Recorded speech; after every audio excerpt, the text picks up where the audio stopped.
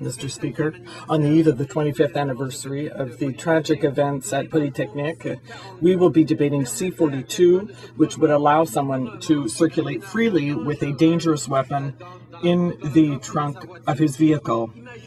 Imagine if this vehicle was broken into. This bill would also give gun classification powers to politicians instead of to police officers. Will the Prime Minister recognize the danger in these provisions of the bill? Right Honourable Prime Minister. Mr. Speaker, such assertions on the part of the Leader of the Liberal Party are false. The bill will allow... There's no conceal and carry in this legislation. The fact of the matter is, arms can only be transported between specific locations. It must be by the most direct route. The firearms must be in a trunk, in a locked case, and must be unloaded. And those are the facts, Mr. Speaker. The Honourable Member for Pakenham. Mr. Speaker, C42 would allow handguns and assault weapons to be freely transported in a trunk anywhere within a province, even left parked outside the Canadian Tire or a local hockey arena. Imagine if the car carrying these weapons were broken into or stolen. This bill also takes classification decisions on guns away from police and puts them in the hands of politicians.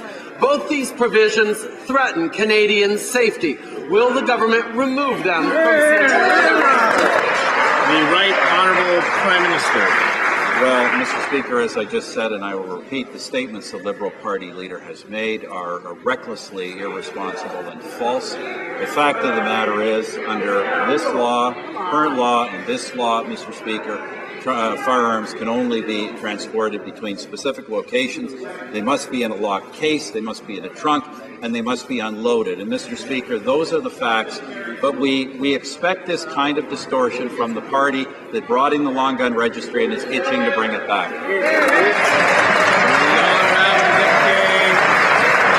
Commencement of debate at second reading of Bill C42, Common Sense of Firearms Licensing Act. Mr. Blaney, seconded by Ms. Bergen, moves Bill C42, an act to amend the Firearms Act and the Criminal Code, and to make a related amendment and a consequential amendment to other acts, be now read a second time and referred to the Standing Committee on Public Safety and National Security. Debate. The Honourable Minister of Public Safety. Thank you.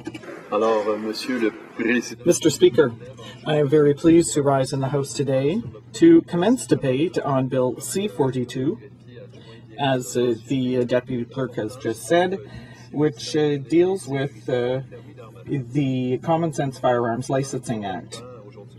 It is an important day today, Mr. Speaker, because this is the first time in close to 20 years that improvements have been made to our licensing system for firearms, and it is high time, I must say. This bill, Mr. Speaker, seeks to bring reforms that will clarify and simplify the delivery of firearms licenses while maintaining the reliability of this system with the primary goal of protecting Canadians' safety. I would now like to describe how this bill will improve our licensing system. Currently, there are two types of firearms licensing available: the possession license and the possession and acquisition license. Now, the possession and acquisition license is the only one available for new firearms owners. That is the one I use myself, and I have since January. I followed a training session, and then I went through different administrative procedures in order to obtain this possession and acquisition license, or as is called, the PAL. So, as its name says, this license allows us to possess and acquire a gun. Now, this the other possession license, it was created 20 years ago by the Liberal government as a transitional measure for firearms owners who wanted to avoid the authorization regime. Now, the average age of these owners is close to 60 years, They are all experienced and competent people, and they are people who know how to use these firearms and who can also borrow and buy ammunition. So what are we seeking to do with this bill is simply to merge the system, to simplify it, and to combine the two licenses, these two types of licenses, Mr. Speaker, which would entitle some 600,000 owners of firearms who are law-abiding to acquire a firearm. We can understand that after 20 years, it is time to, people might want to renew their firearms. We might remember at the time that this was an initiative that was proposed by the late Jack Layton, who was the former leader of the New Democratic Party. Addressing a serious issue that impacts every firearm owner. Currently, if an individual makes a paperwork error and does not renew their license on time, they are liable to face a minimum sentence of 3 years in prison. Some people, Mr. Speaker, may be deployed or traveling abroad. They can be under medical treatment and be turned into a criminal overnight because they have not renewed on time their firearm. That is why this bill, Mr. Speaker, puts in place a 6-month grace period at the end of a 5-year license. Soyons clairs, Monsieur le Président. Let us be clear, Mr. Speaker. This waiting period, this grace period, will not allow the purchase of firearms or ammunition, but it will prevent people from being considered criminals simply because there was an administrative delay in the renewal of that person's license. Next, continuing in the area of licensing, this legislation will improve the way the authorization to transport system works. And I certainly invite the leader of the second opposition to read the bill so he would not attempt to mislead the House as he has tried to do today. Currently, Mr. Speaker, an authorization to transport is required to take any restricted firearm between the owner's home and another location. The honourable member for Malpeque is rising on a point of order. Order, Mr. Speaker. Order. The member accused the leader of the third party of misleading the House. Let me spell out to the minister that during the briefing with staff from his office, we received confirmation that easing the transportation regs means the transport between locations other than those. Order. Yeah, I was waiting to hear whether the honourable member for Malpeque was going on some procedural question there. I think what I heard was that the honourable minister mentioned that there was an attempt to. That can be taken any number of different ways, but I think it's sufficiently opaque that we wouldn't suggest that there was any direct suggestion of any unparliamentary language in that case. So I don't think we've got a point of order in front of us there, and we'll ask the minister to continue. And those other points that the member for Malpeque mentioned, he may be able to bring those up in the course of debate on the question. The honourable minister. I thank you, Mr. Speaker, for your decision, and I understand that this time won't be taken from this important time. We have to debate this important bill. And while on my feet, Mr. Speaker, let me clearly reiterate that in no way the way to transport a restricted firearm in this country is impacted by this bill. Unfortunately, Mr. Speaker, this is exactly what the opposition of the leader of the second opposition has pretended. But as you've mentioned, the truth will prevail, and this is exactly what is happening right here, Mr. Speaker, as I am presenting this bill. So let's get on to this, move on to this bill, and we'll let our little liberal friend yell over there, and he'll have his time to debate as well. So, Mr. Speaker, I was explaining to you that we have a grace period for law-abiding citizens that after 5 years are willing to renew their license. That's one first improvement of this bill. As I was interrupted, I was also indicating that we are improving the authorization to transport And I would invite the member to listen, because maybe then there won't be any more attempt to mislead the House, Mr. Speaker. So as I was just saying, currently, an authorization to transport is required to take any restricted firearm between the owner's home and another location. Each and every new location requires a separate form and application, Mr. Speaker. Are we changing the way to transport a restricted firearm in this country, Mr. Speaker? No. But are we cutting into red tape, Mr. Speaker, for law-abiding citizens? Yes, Mr. Speaker. This is exactly what we're doing, Mr. Speaker. So let's have a honest debate here. Let's talk about the truth, about the fact, and about the fact that this is very important, Mr. Speaker, to keep our safeguard, to keep this country safe, and to keep the measure this government is applying to keep Canadians safe. So, Mr. Speaker, you have to know that those, I would say, this red tape, those papers are not even shared with law enforcement. They are useless. This is a good example of red tape without any added value. And I hope the Liberal, actually, the opposition leader, the critic, will clearly understand what this bill is all about, and then we can have an open and frank discussion. So, Mr. Speaker, this information, as I've just mentioned, not only is not shared with law enforcement, but is second only to the registration of long guns. This process is the clearest example of needless red tape and burdensome paperwork brought in by the former Liberal government, Mr. Speaker. And my question would be at this point in time, Mr. Speaker, what do have the Liberal Party against law-abiding citizens, Mr. Speaker? This is the question I hope the honourable member will be answering as he'll be given the opportunity to speak on that bill, which is bringing cutting red tape while increasing the safety of Canadians, Mr. Speaker. So let me go on, Mr. Speaker, because this is why this bill will eliminate the need to apply for new authorization, new red tape, Mr. Speaker, to transport a firearm for any lawful activity within the province where the firearm owner resides. What are we talking, Mr. Speaker? We are talking to go to a shooting range. We are talking to go to the gunsmiths to have a firearms repaired or fixed. And we are talking, in some cases, to go to some exhibition, Mr. Speaker, where people can exchange and share their views and their passion for their activity. It's important to remember, Mr. Speaker, that all restricted weapons have to be transported, unloaded, locked up, and in a closed chest.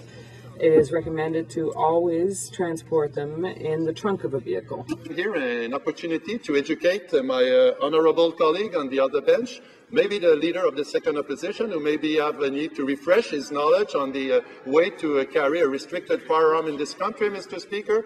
Let me be clear. This firearm has to be unloaded. It has to be trigger lock. It has to be in a locked case, Mr. Speaker, and preferably in the trunk of the car with an owner of a valid, restricted firearms, Mr. Speaker. And you know what? We will keep this because we feel that this is important, Mr. Speaker, that we keep on the same way, Mr. Speaker. But while doing this, Mr. Speaker, we also feel it is important to cut red tape for those law-abiding citizens, and that's why we are bringing those change forward, Mr. Speaker. Alors, toute personne qui Any person transporting a restricted weapon must take the most direct route towards their destination, Mr. Speaker. That is what the law currently says. These rules are not changing because they're safe and sensible. They're common sense, Mr. Speaker. Firearm Licensing Act. What will be eliminated is the needless paperwork that law-abiding sport shooters were previously required to complete in order to engage in their hobby. Mr. Speaker, while the crux of the Common Sense Firearm Licensing Act is, as its name suggests, the licensing of firearms, there are two other important measures tackled by this bill. First, this bill will just simplify the way and make it that this is a federal law, Mr. Speaker, under the criminal code.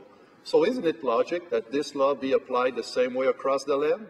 Well, this is what this bill is willing to accomplish, while making law enforcer applying the law and legislator setting the rules. So that's how we're gonna, Mr. Speaker, make sure that the authority of the Chief of Firearms Officer is clearly defined in the law so that it is applied in a standardized way, Mr. Speaker, and that there are no discrepancies amongst one region of another. After all, we are the same country, this is the same law, and this is the same criminal code.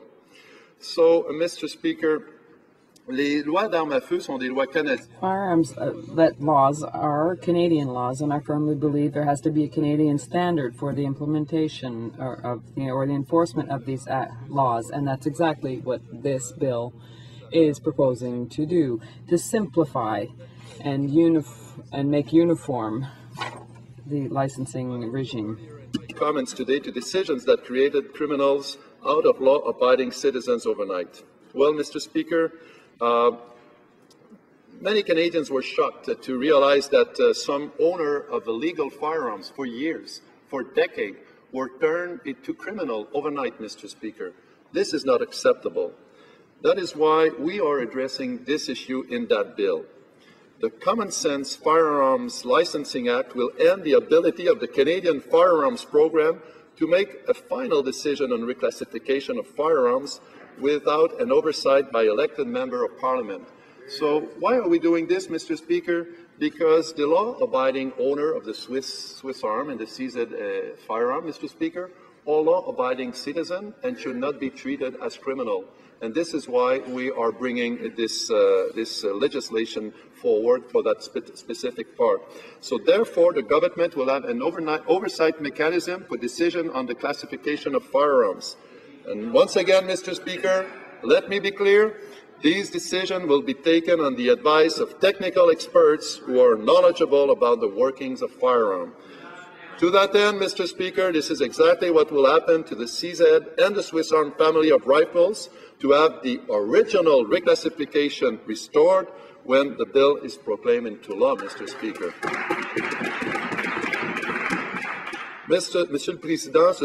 Mr. Speaker, these are important measures to bring common sense back into our firearms policies. And as I said earlier, my first priority is to keep the safety, ensure the safety of Canadian public thanks to sensible policies. That has been about disarming all Canadians.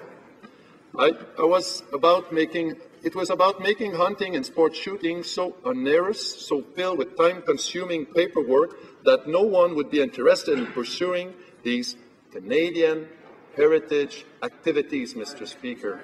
Many members around here, Mr. Speakers, have grown on a farm or have their parents having grown on a farm or their grandparents having grown on a farm, Mr. Speaker. This was part of their life. This was part of their way of living. And many of our friends and colleagues like hunting, like sport shootings, Mr. Speaker. They are law-abiding citizens, Mr. Speaker. Why should they be ostracized because they are doing those Canadian heritage activities, Mr. Speaker? Well, we have a common sense firearm licensing regime that is there to make sure that they are abiding by the law, but in the meantime, we are cutting into red tape. So that's what this bill is all about. That's what we are seeking to achieve with this bill. To ensure that all new firearms owners have basic information on the safe handling of the firearm, any new owners will be obliged to complete the Canadian Firearms Safety Course and to pass the test. I met with many hunters and organizations, Mr. Speaker, and they said to me that this is absolutely logical. When we want to acquire or possess and handle a gun, that you have some training. Well, today, up until now, that training was not mandatory, and with this bill, we will ensure that mandatory training for the possession, acquisition, or use of a firearm is something mandatory. So that is something that it will not be just paperwork, but it will be just part of the licensing regime. But that's not all, Mr. Speaker. We have another measure that we're putting forward, which will allow police forces to share information concerning investigations of restricted weapons and prohibited weapons that have been illegally imported. So what we're trying to do is that, and we'll want to ensure that illegal guns on our streets that are used to commit crimes be withdrawn from circulation, and that is a component of this bill. And both the RCMP, the Royal Canadian Mounted Police, and the Border Services Agency are breaking down the silos so that they can better communicate. And on top of that, Mr. Speaker, we're going to ensure that gun importers will be obliged to report any importing of weapons. This measure will eliminate a loophole that existed in the past and will give an important tool for getting illegal handguns off our streets. From British Columbia found that thousands of firearms had been diverted to the black market due to this loophole. It's time that we close that information sharing gap exploited by criminals, Mr. Speaker. So I hope the opposition will consider those sound measures in the bill and will certainly be interested in bringing this bill into committee, Mr. Speaker, so we can discuss those very important measures, Mr. Speaker. But that's not all. And I must tell regarding the import of illegal firearms that this issue has been raised with me by my provincial counterparts, and I am pleased to address it in this legislation, Mr. Speaker. Alors, nous nous attaquons donc. And so we therefore are attacking the criminal use of firearms rather than concentrating on those who are law-abiding citizens and, Mr. Speaker, on top of that, who are carrying out these traditional activities. And finally, Mr. Speaker, there's a third measure that seems important to me. We're going to establish bans on the possession of firearms for those who are found guilty of domestic violence. For serious domestic violence, those found guilty will automatically face a lifetime ban on owning a gun. According to a 2013 report measuring violence against women, spouses and partners were the biggest offenders against women. For eliminating needless red tape while making our gun control regime make good common sense. Alors, soyons clairs, Monsieur le Président. So let's be clear, Mr. Speaker. In future, if a person is found guilty of domestic violence by indictment, they will automatically have their possession certificate withdrawn. Civil firearms policies, Mr. Speaker. That is why you see such strong support for this important legislation, Mr. Speaker. We have spoken with people from all walks of life. Well, Mr. Speaker, I'm very proud this afternoon to be here with the member for Yorkton Melville, who has been elected in 1983 and has been a strong advocate of law-abiding citizens while making tough sentences for criminals, and he's right here with us today. Mr. Speaker, we as a party have abolished the long gun and ineffective gun registry, but we need to do more. We need to do another step. We need to streamline our process, cut into red tape, and still bring some improvement into this bill to make our country safer. This is what this bill has accomplished, and let me tell you that the member for Yorktown Melville has been an incredible advocate for law-abiding firearms owners. This place will lose an excellent legislator when he retires in 2015. En outre, j'aimerais aussi remercier. Furthermore, I would like to thank the 4 members of the committee who gave, part of my political party, who gave me a great deal of good advice, either former police officers or RCMP officers, as well as the advisory committee, the members of that committee who gave me precious advice and who led me to discover the importance of being careful while handling firearms. And I'm thinking, for example, of Greg Farrant from the Anglers and Hunters of Ontario, And I have no time left? Okay, well, I would just say Alain Cossette of the Quebec Federation of Anglers and Hunters, Tony Bernardo of the Sports Shooting Association, and these are people who ensured that we have arrived here with a balanced bill that strengthens the safety of our country, cuts paperwork, and it's best for our country. For Esquimalt Wandafuka. Thank you very much, Mr. Speaker, and I thank the Minister for his remarks. But I have to say I'm always disappointed when I hear him adopting the rhetoric and the language of the gun lobby. I think it's revealing of who he's talked to before introducing this bill. And even today, the only people he mentions are those who have a direct interest in guns and the members of his own party. So my question to the Minister is, who was consulted before this bill was drafted and presented in the House? And if it's very clear to me that law enforcement weren't consulted until afterwards, but if it's such common sense legislation, then why did he not consult victims groups, including women's groups who work on violence against women? If it's such common sense legislation, why has he not consulted groups working to reduce gun violence on the streets of Montreal and Toronto? If it's such good legislation, why such narrow consultation before it came to this House? Honourable Minister of Public Safety.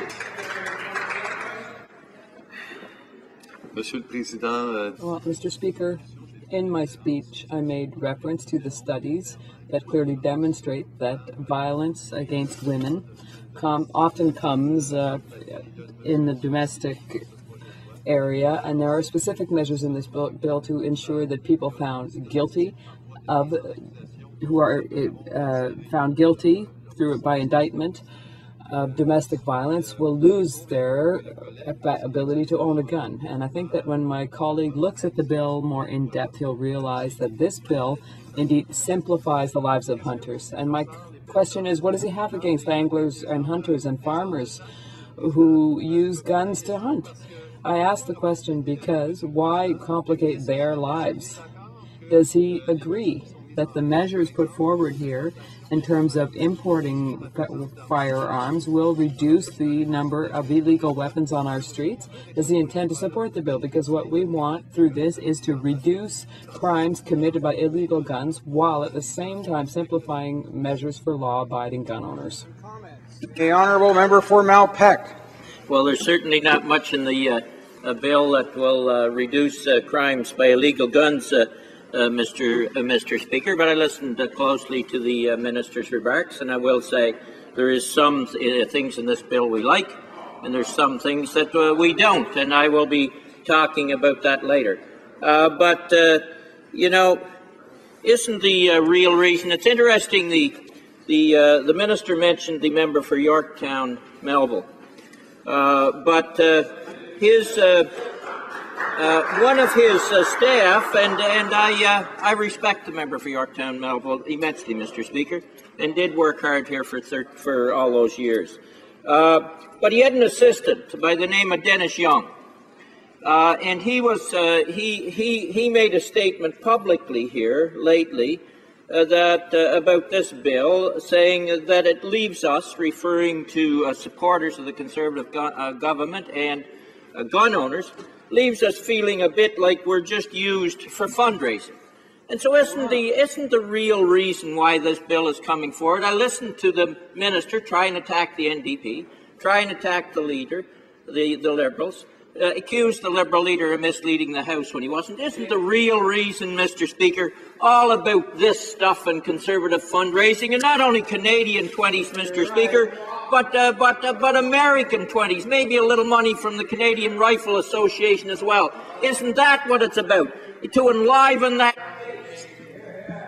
The Honourable Minister for Public Safety. Monsieur le Président. Mr. Speaker, I think we can expect more from the former Solicitor General of our country. Let me clarify a point that seems extremely important today. We have in this country some severe measures regarding the transportation of restricted weapons. In order to transport a restricted weapon in this country, first of all, you have to have a permit for the acquisition and possession thereof. You have to have a secondary training for a restricted weapon. And if you want to go anywhere with this weapon, with this bill, or without it, it would be the same thing. You have to, first of all, ensure that the gun's not loaded. You have to ensure that it is neutralized, and that can be done in various ways. And then it has to be put into a safe case, and it is recommended to put it in the trunk of the car. So none of that changes. So I'm disappointed, Mr. Speaker, because indeed the leader of the second opposition has tried to mislead the House by suggesting that this bill might change that safe way of transporting firearms. That's not true. We'll continue to transport restricted weapons in exactly the same way, but what we're doing is we're cutting back on paperwork and bureaucracy and red tape, but we're keeping exactly the same way of transporting restricted weapons in this country. Member for Medicine Hat. Thank you, Mr. Speaker, and it's an honor for me to get up and ask my colleague, the Minister, a question. Now, Mr. Speaker, we know that originally we had the long gun registry. It was a $2 million registry according to the Liberals, and it turned out to be a $2 billion plus registry. It hurt farmers, Mr. Speaker. It hurt ranchers. It hurt sports shooters. Mr. Speaker, I have a lot of friends back in my riding, in the riding of Medicine Hat, who are passionate, safe gun owners. And this, Mr. Speaker, this bill, I believe, is going to help those individuals. And I would ask the Minister to please add some more comments regarding how this is going to help those hunters, sports shooters, the farmers, and the ranchers in my riding. Thank you, Mr. Speaker. Minister for Public Safety. I thank the member for Medicine Hat, Mr. Speaker, who is doing an outstanding work in this Parliament. And I thank him for his question, Mr. Speaker. And let me answer what is also behind this bill. What we want to do is increase public safety in this country, Mr. Speaker. And I've alluded to those measures we are putting in place, such as mandatory training and reducing domestic violence by removing the firearms license to people recognized guilty of an indictment. But, Mr. Speaker, it is now time that we treat hunters and farmers, sports shooters, and those who possess law-abiding citizens. It's time to treat them with respect and dignity. And it's also time to cut red tape. So what will we do? It will cut red tape, Mr. Speaker. We will simplify the procedure, and we won't turn them into criminal, Mr. Speaker, because a decision has been taken overnight, Mr. Speaker. There will be scrutiny. There will be measures, Mr. Speaker, to making sure that those people are treated as any other Canadian is treated in this country. Questions and comments. The Honourable Member for Esquimalt-Juan-de-Fuca. Well, thank you very much. And in a few minutes, we'll be given the opportunity to speak on the bill, and there are, of course, some good things there. But I'm concerned that the minister may inadvertently be misleading the House. He says they're not changing anything about the transportation regulations. So I wonder if the minister can tell us if he's talked to the member for Dauphin Swan River Marquette, who put notice today of a private member's bill that he intends to introduce, a bill entitled An Act to Amend the Criminal Code, Firearms Storage and Transportation. So I'm very concerned about the content of this bill that we're going to see this week, and it'll be coming up in the next round of private members' bills. So the minister's just assured us they're not changing anything. Can he assure me that this private member's bill, that he's talked to this member, and that this will not be altering the transportation and storage regulations? Because he's a member of your caucus, and you said you've consulted the members of your caucus. So did you consult the member for Dauphin Swan River about this attempt to change those requirements? The Honourable Minister for Public Safety. Well, Mr. Speaker, one thing is certainly going to be sure at the end of this day is that this bill, C42, the Common Sense Firearm Licensing Act, is keeping the same way to transport a restricted firearms as it is today. And this is the will of the government to continue that way, Mr. Speaker.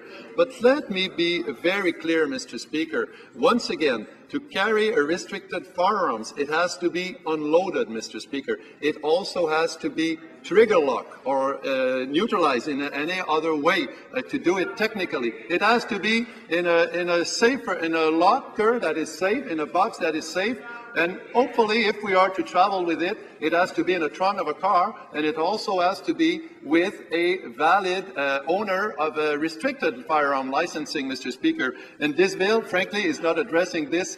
I invite the member, when there will be debate on other private members' bill, to raise this issue. As he knows, these are not the government's bill. What I hope is we're going to have a good discussion on this bill that is going to be being bring up on committee so that we can vote this bill for what it is. It is common sense Firearms Licensing Act that is increasing the safety of this country and keeping law-abiding Canadian without redless paperwork. Thank you. Hear, hear.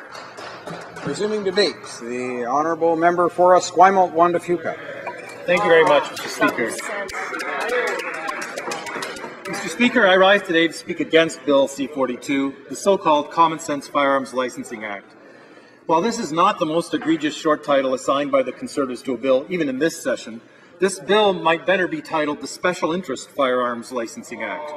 What we have before us is a bill which only looks like common sense when viewed from the point of view of the gun lobby. You Democrats believe that public safety must always trump politics when it comes to firearms licensing and regulation. The Conservatives, on the other hand, have been promoting the dangerous ideas of the gun lobby, a small minority of Canadians, and perhaps even a small minority among gun owners. This is the idea that any regulations at all on firearms pit the interests of law-abiding gun owners against the government and the police, and that these regulations amount to nothing more than excessive red tape. You Democrats have a different view, one that clearly puts public safety first. The Conservatives like to pose as the only ones here who understand rural Canada. And let me say, perhaps to the shock and surprise of some, I actually grew up on a farm. My father and his father before him were hunters. Hunters of quail, pheasant, duck, deer, and moose, and all but one of these later graced our table when I was a kid. And I have to say, sometimes there wouldn't have been much on the table without the hunting that went on in my family. I myself learned to shoot at a young age, an age that most now might consider inappropriately young. And yes, my grandpa always kept a shotgun behind the door for scaring away the coyotes, and it must have worked because I never saw any. But this was in the day before those proper storage regulations. And when those came in, he changed his behavior. He did not see it as an unnecessary red tape. He saw it as good advice for keeping his family safe, and the shotgun disappeared from behind the door and into a locked cabinet. Subsequently, I lived in the Northwest Territories as a young adult. I was fresh out of university, and while I was there, I was privileged to go hunting and out on the trap lines with my Denny friends. Though I have to say, by that time, I was not so much a fan of doing the shooting myself. It was a great experience, a great life experience that I had there. None of them regarded safety regulations as red tape. And now I represent a riding that stretches from the Victoria Harbour all the way out to the head of the West Coast Trail at Port Renfrew. So I do know something about law-abiding gun owners, and I know something about communities where hunting is much more than just a prop to use in arguments about gun registration and licensing. When the Conservatives abolished the gun registry, we on this side of the House warned it would be necessary to remain vigilant on the question of gun licensing and gun regulations. We all knew that the gun lobby wouldn't be happy to stop at the abolition of the registry, that they would keep pushing from their US-influenced ideological viewpoint to weaken all the other measures in Canada which place restrictions on firearms in the interest of public safety. Like his gun lobby allies, the Minister of Public Safety has fallen into the habit of using US rhetoric in his comments on firearms. This was never clearer than on July 23, 2014, when the Minister said, and I quote him, "To possess a firearm is a right, and it is a right that comes with responsibilities," end quote. So here we have a Minister of the Crown, one of the government's chief legal ministers, directly contradicting the Supreme Court of Canada. In 1993, the Supreme Court found in a case called Regina versus Hasselwander that, and let me quote the Supreme Court here, Canadians, unlike Americans, do not have a constitutional right to bear arms. Yeah. Indeed, most Canadians prefer the peace of mind and sense of security derived from the knowledge that possession of automatic weapons is prohibited, end quote. So there's the minister in direct contradiction of the Supreme Court in the rhetoric that he's using around gun licensing. The court couldn't have been more clear, nor could there have been any doubt about the precedent, since the Hasselwander case was precisely about the right to possess automatic weapons. The court later reiterated this point, that in Canada there is no right to own firearms. This was in the 2010 case of Regina versus Montague. And in this case, the Supreme Court refused to hear an appeal against an Ontario Court of Appeal decision rejecting the existence of such a right in Canada. So like their gun lobby colleagues, when they're challenged on the rights question, Conservatives often switch gears and try to argue that gun ownership is somehow a property right. Another right, I would point out, that's not found in the Canadian Constitution. So what the minister's comments last July clearly indicate is that, unfortunately, we have a government who likes to pander to the gun lobby. At least in this case, though, I'd have to say they do so fairly transparently, and they do so in order to generate political support from their base. When the Conservatives made their first appointments to the Firearms Advisory Committee, the committee responsible for advising the minister on firearms regulations, the appointees were drawn entirely from representatives of the gun lobby. It took until 2012 for the Canadian Association of Chiefs of Police to prevail on the government to add 3 police chiefs to the 9 gun advocates the government had already placed on the advisory committee. What an unbalanced view. And this came only after the committee came forward with a set of extreme recommendations for the government, which included such great ideas as extending the ownership licenses to 10 years, and unbelievably a proposal that the police should resell guns which have been seized rather than destroying them, as is now the case. It's hard for me to even imagine the police running a kind of garage sale of seized weapons. This is the kind of recommendations that came from this firearms advisory committee, which was loaded with gun lobby advocates. So when it comes to the specific firearms regulations adopted by the Conservatives, the influence of the gun lobby is quite apparent. In 2011, the Department of Public Safety drafted new regulations for gun shows that would have required things most Canadians would see as common sense. It would have required things like notifying the local police of gun shows to be held in their jurisdiction. That doesn't seem like red tape to me. That seems like common sense. And it would have required the tethering of guns on display at a gun show.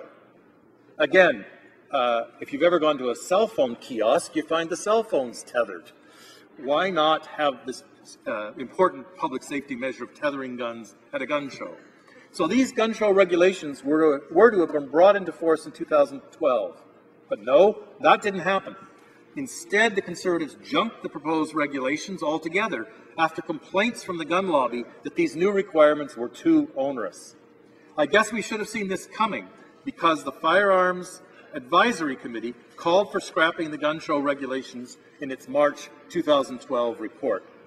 So I'm worried about who was consulted, as I said in my question to the minister at the beginning. Who did he talk to? He says he talked to the hunting lobbies. He said he talked to members of his caucus. He probably looked at the reports from the Firearms Advisory Committee. But we see that the slanted kind of approach that's taken there has had an influence on what the minister's already doing. Regulations were also due to come into force in December 2012 to require that each gun manufactured in Canada would have to have an individual serial number. Surprising to me that that's not a requirement, as it's actually something required by the international treaties to which Canada is already a party. And again, it's something that seems like common sense when it comes to the police being able to trace guns used in crimes or in the fight to combat the illegal international arms trade, or the international trade in small arms. In November of 2013, for a second time, the Conservatives quietly implemented a regulation delaying the coming into force of this requirement for serial numbers on each gun manufactured in Canada. This time, they delayed it until December 2015, conveniently after the next scheduled election date. Now, the connection to the gun lobby is not so clear on this regulation, but I have no doubt that that connection exists. Why else would the Conservatives have appointed a representative of the Shooting Sports Association as a member of the Canadian delegation at international arms treaty negotiations? What? That's right, you've heard me correctly. A representative of the Sports Shooting Association and a member of the Firearms Advisory Committee became part of the international delegation to debate the Small Arms Trade Treaty internationally. Now, at a time when 50 other nations have signed the Arms Trade Treaty, why has Canada failed to do so? And why are we excluding ourselves from the important discussions about how to end the illegal arms trade? And the minister, in his speech, made reference to the important role in public safety of stopping smuggling of illegal arms into Canada. Yet, we've excluded ourselves from the very process that would make that possible. When it comes to Bill C-42, I guess we should be glad the government abandoned the most extreme recommendations of its Firearm Advisory Committee, those I mentioned a minute ago of 10-year licenses and resale of seized weapons. But now we're seeing complaints in the media from the gun lobby that C-42 doesn't go far enough. And so that's why I'm a little worried about the private members bill that was placed on notice today that we will see later this week and how that relates. And the minister can say all he likes that that's a private members bill, nothing to do with him. Well, we'll see. We'll see if it's nothing to do with this bill. But I guess I have to say, when I've seen the gun lobbying saying C-42 should have gone farther, I'm very concerned about the contents of this new private members bill. So now, let me turn to the contents of the bill we have in front of us. One which is still clearly a child of the gun lobby. I should point out, as I did in my question to the minister, there's no evidence of broad consultations throughout the community. And if this is such common sense legislation, I don't understand why such a narrow group of people were the only ones consulted on this bill. So for me, despite the short title, there's nothing common sense about the two major provisions in this bill. One of those makes the gun classification process a clearly political process, and the other removes the requirement for having a permit allowing transportation of firearms present in any vehicle carrying them. Neither of these provisions has any public safety purpose, and instead they respond only to the explicit complaints from the gun lobby. All the other things the Conservatives want to address in this bill could be accomplished without these two provisions. So let me discuss the first change that's proposed in the way weapons are classified. Right now, recommendations on classification are under definitions contained in law, and those recommendations are made by firearms experts in the RCMP, who both the gun lobby and the government members have referred to as bureaucrats. These are, in fact, the RCMP firearms experts. The minister's signature is required on any reclassification, but there is no discretion for the minister, providing the recommendations fall within the scope of the existing legislative definitions. What Bill C-42 suggests is the Cabinet should be able to ignore the classification recommendations from the public experts and substitute its own wisdom about how weapons should be classified. And the minister's already told us today that when this bill passes, he intends to use this political process to reclassify two individual types of guns. So C-42 goes even further in allowing Cabinet to grant exemptions for guns and ammunition which would otherwise have been prohibited by varying the definitions in the legislation. So where did this perceived need for a change come from? It came from the single case of the reclassification of a single weapon, the Swiss Arms PE-90, or plastic greens as they are sometimes called. These are military-style weapons which have been sold for nearly 20 years in Canada as a semi-automatic weapon limited to firing 5 rounds. Before 2013, there were approximately 2,000 of these weapons in Canada, worth about $4,000 each. So why the reclassification? What we had in Calgary in 2013 was the sudden appearance of so-called refurbished models of this gun, which were now operating as automatic weapons. These meant that these weapons were now easily converted to automatic weapons capable of firing a long series of shots from a single trigger pull. Exactly what the designation prohibited was designed to keep off the streets in Canada. When there was an immediate outcry from the gun lobby, the Conservatives were quick to grant a 2-year amnesty in March of 2014, an amnesty for which I believe legal authority is doubtful at best. How can the government grant an amnesty on possessing a weapon which is prohibited by law in Canada? But now this government has presented C-42 as the solution, giving the Conservative Cabinet the power to decide if these dangerous weapons should be allowed in Canada. And quite apart from the danger of ending up with automatic weapons on the street, there's another principle at stake here. When we make laws, we make them in public, after public debate, and they stay in force until there's another public debate about changing them. Public debate before changing law is essential to democracy and accountability. In fact, what we have in Bill C-42 is the creation of a process whereby Canada can, in effect, change our gun classification system and the classification of individual weapons by making decisions behind closed doors and without any public debate. The other major change in Bill C-42 is removing the requirement which exists in most provinces to have a permit in any vehicle transporting restricted firearms And the bill goes further, it prohibits any province from reintroducing such a requirement. Currently, permits must specify a reason for transporting the firearm and specify that the travel must be from a specific point A to a specific point B. This makes it easy for the police to enforce the prohibition on the illegal transportation of firearms by providing a specific permit and a specific route.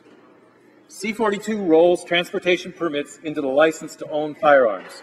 This will automatically allow the transportation of firearms between the owner's home and a list of 5 kinds of places: to any gun range, to any gun shop, to any gun show, to any police station, and to any border post for exiting from Canada.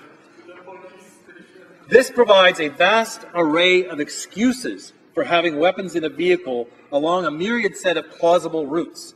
And this change will make the prohibition on illegal transportations of weapons virtually impossible for police to enforce. And again, I want to say that's why I'm concerned about the notice the member for Dauphin Swan River Marquette has given about a bill to amend the criminal code on firearms storage and transportation. I'm looking forward to having the opportunity in committee of having law enforcement representatives present so that we can talk to them about the impact of this change of no longer requiring specific permits from a specific place to a specific place for restricted firearms. I think there's a great deal of danger here for Canadians. There are, of course, some other provisions of this bill about which we have some questions. And most of those questions will be about whether those changes, like combining the 2 kinds of licenses and creating a grace period after the expiry of a license, whether these changes will have negative consequences on completing timely checks as to whether owners remain authorized to own firearms after criminal or mental health incidents. We will be asking for assurances from the Minister on these questions in committee. There's nothing more important to public safety than we make sure that the system works so that those who are convicted of criminal activity or those who have experienced mental health difficulties are no longer in possession of firearms.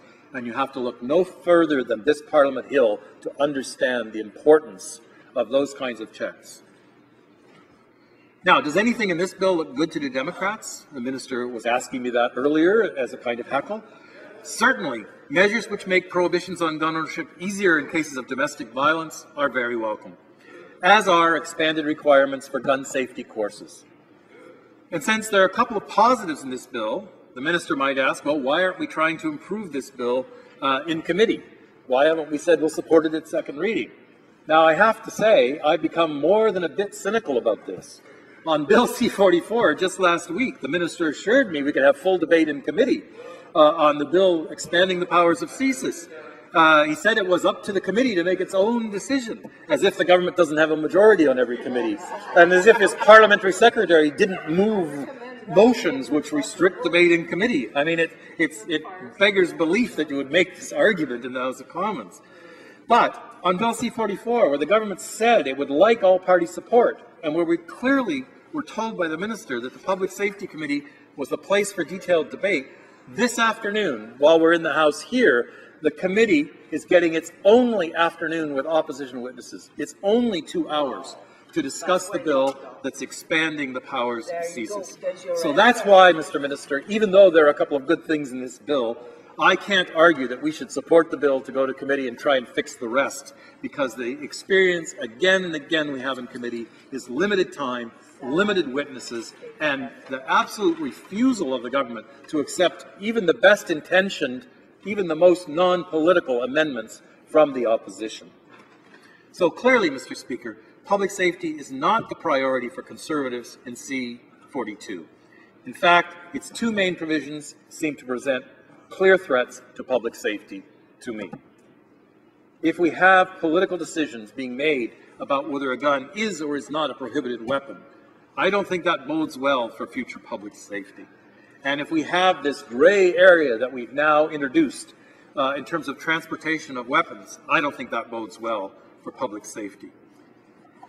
So, Mr. Speaker, let me conclude by saying that I find it both sad and insensitive on the part of the government to be discussing this bill in the lead up to December 6th. This is a national day dedicated to remembering the victims of the Ecole Polytechnique massacre 25 years ago. and a day set aside for recommitting to the fight against violence against women. And I do not understand why the Conservatives want to proceed so abruptly with this bill to loosen gun regulations in the aftermath of the murder of Corporal Nathan Cirillo at the War Memorial and the attack here in Parliament. I would ask the government to put off further consideration of this bill until well into the new year, a less emotional time for victims, and to give time for the air to clear after the October 22nd incident here on the Hill. Will the government show more respect for Canadians and our democratic process by delaying this bill? I doubt it. Instead, I expect them to press on to the tune of the dog whistle played by the gun lobby friends of theirs. Unfortunately, I think Canadians already know the answer to this question, Mr. Speaker, that the gun lobby rules and that this bill will press ahead, and that's why, as a New Democrat, I will be proud to vote against Bill C42.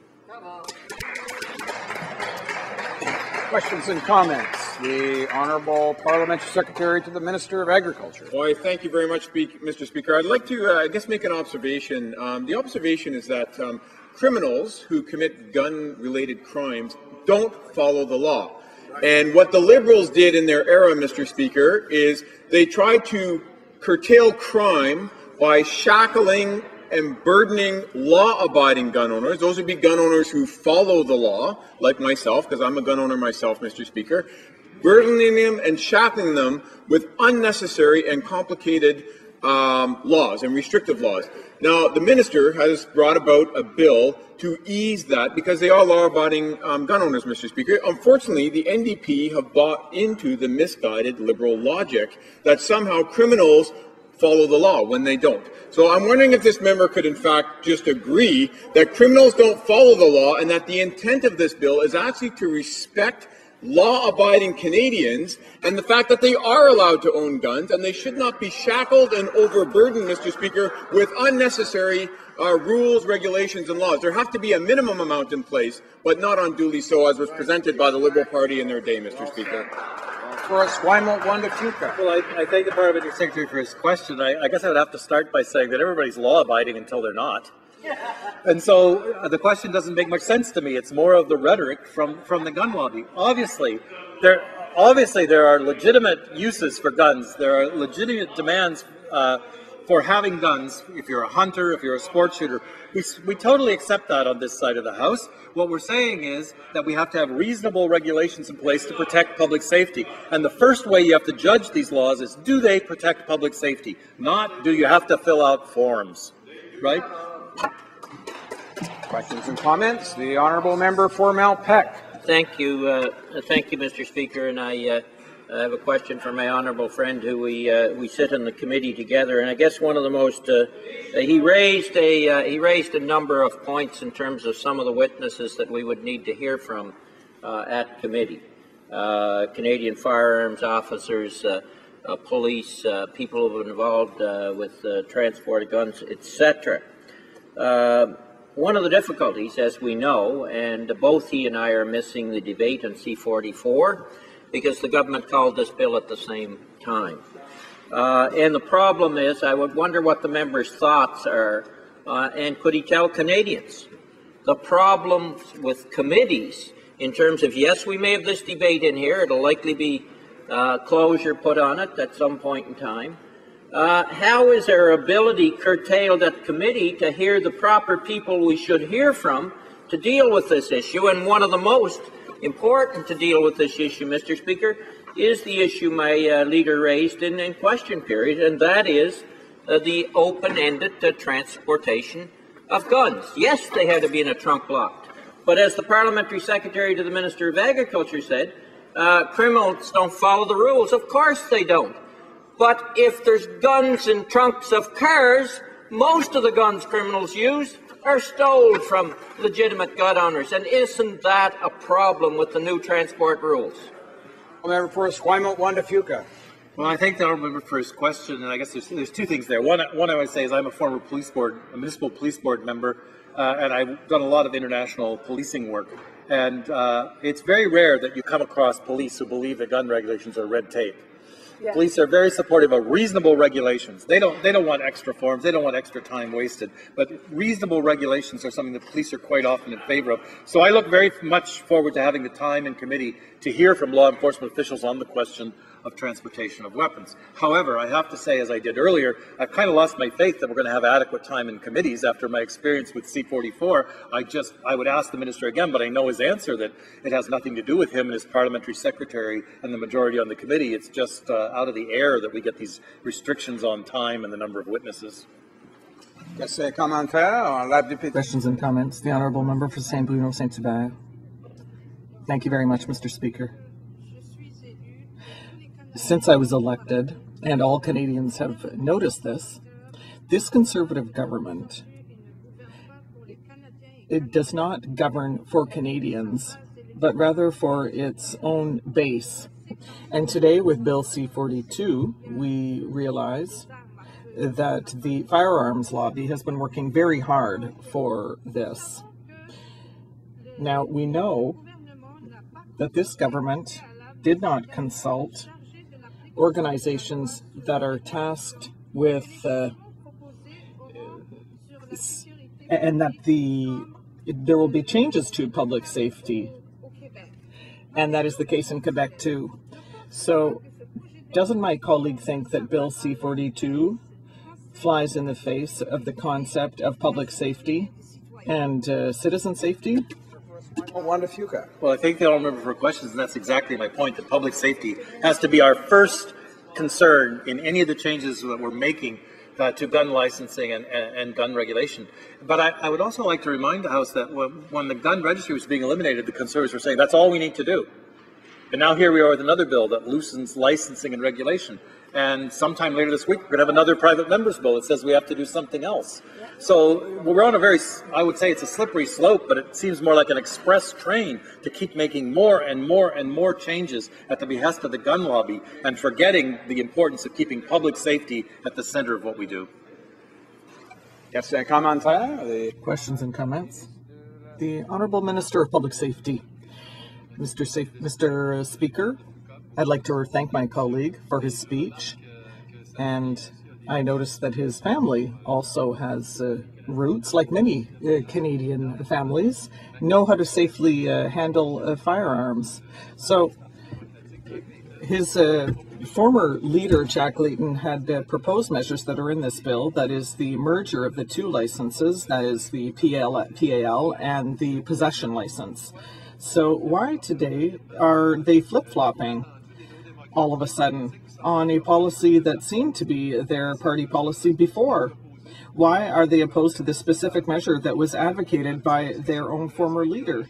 Is it ideological? I would urge my colleague to look at the value of these measures. Well, I thank the Honourable Minister of Public Safety for his question, and I appreciate his reference to my family background for once accepting that some people on this side actually have families with similar experience to those on the Conservative side. In regards to why are we changing our position on the bill, what I would have to say is the proof is in the packaging. So our leader may have had an idea or suggestion in the past, but it wasn't this package that the minister is bringing forward. So I've said to him very clearly, there's a couple of things that we like in this bill, but there's some things we're concerned about. And so if you're going to merge those licenses, then we have to have the assurance, right, that there's proper checks for criminal activity, for mental health incidents, for domestic violence in the home. So it's not just a question of picking out one idea and saying, why don't you support this one idea? It's the whole package of measures in this bill that makes it impossible for us to support it. Questions and comments? The Honourable Member for Winnipeg North. Yes, thank you, Mr. Speaker. I think it is worthy in terms of noting that this bill will, in fact, if passed, allow for a more open-ended transportation of firearms, Mr. Speaker. And in Winnipeg, we get actually thousands of vehicles that are stolen every year, a population of 1.25 million people. 1 year, we actually had in excess of 13,000 vehicles stolen. I suspect, Mr. Speaker, that there would be a great deal of concern in regards to that. We know quite often that it's a part of a gang initiation in terms of go out and steal a vehicle. And it seems to me that the government is not dealing with the issue of illegal guns, possession of illegal guns. And I'm wondering if the member might want to provide some comment in regards to that particular issue. Well, member for Esquimalt, Juan de Fuca. Well, I thank the honourable member for his question. As I said in my speech, I'm concerned there wasn't a broader range of people consulted about the impacts of this bill, and in particular, in-depth consultations with the law enforcement community on the very questions that he's raising. But there are also many groups working in Montreal and Toronto, in particular, on trying to reduce gun violence on the streets. And I'm very disappointed that the minister clearly hasn't talked to these people about the bill, because the situation of having most guns be stolen is going to become much worse if we loosen the regulations on transportation of weapons. There's just no doubt about that. And so, I look forward to hearing what the minister has to say in committee and hearing from witnesses who represent those other parts of the Canadian society which are also concerned about the presence of guns.